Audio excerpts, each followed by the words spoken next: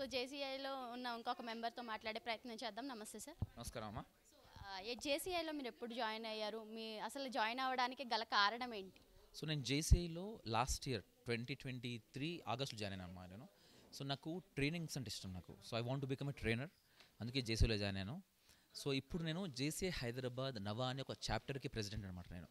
So ఇది JCI organisation గురించి మీకు ఐడియా ఉంటే జేసీఐలో ఏంటంటే 4 లెవెల్స్ ఉంటాయమ్మా. జేసీఐ ఇంటర్నేషనల్, దాంట్లో వీ హ్యావ్ 138 కంట్రీస్. అందులో ఒక కంట్రీ వచ్చి JCI India.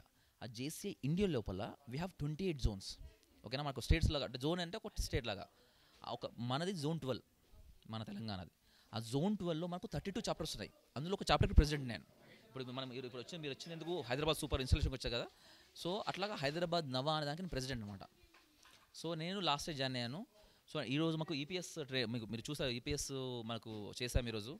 And we had nice celebrations of super installation. So ఇట్లా ప్రతి ఇయర్ ఇలాంటి ఇన్స్టలేషన్ చేస్తారన్నమాట వాళ్ళు. అంటే ఒక ఎవ్రీ ఇయర్ కొత్త మెంబర్స్ వస్తారు, పాత మెంబర్స్ వెళ్ళిపోతుంటారు అనమాట. అంటే మీరు రోజు వచ్చి ఇక్కడ మీటింగ్స్ అరేంజ్ చేస్తూ ఉంటారా, లేకపోతే ట్రైనింగ్ ఇస్తూ ఉంటారా? Yes, thank you ma'am. చాలామంది అనుకుంటే జేసీఐ ఫుల్ టైం అనుకుంటారు. సో ఈ జేసీఐ ఫుల్ టైం ఉన్నామమ్మా. ఇప్పుడు మీరు జమ్మూ సార్ మీకు ఇప్పుడు ఈరోజు ప్రెసిడెంట్ ఉన్నాడు కదా, తను ఉస్మానియాలో పనిచేస్తారు. నేను ఇన్ఫోసిస్లో వర్క్ చేస్తాను. నేను ఇన్ఫోసిస్లో సాఫ్ట్వేర్ ఎంప్లాయీని.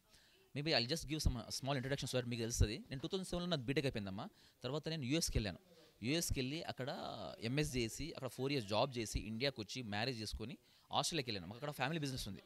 అక్కడ వెళ్ళి 2 years బిజినెస్ చేసి మళ్ళీ ఇండియాకి వచ్చి ప్రస్తుతానికి ఏంటంటే నేను ఒక అకాడమీ నడిపిస్తున్నాను. ఏ అకాడమీ ఏంటంటే నవాన్ అకాడమీ నితాయ్ ఆంగ్లో వేదిక అకాడమీలో ఏం చేస్తామంటే మేము 10th కంటే చిన్న పిల్లలకి వాల్యూ ఎడ్యుకేషన్ అనమాట.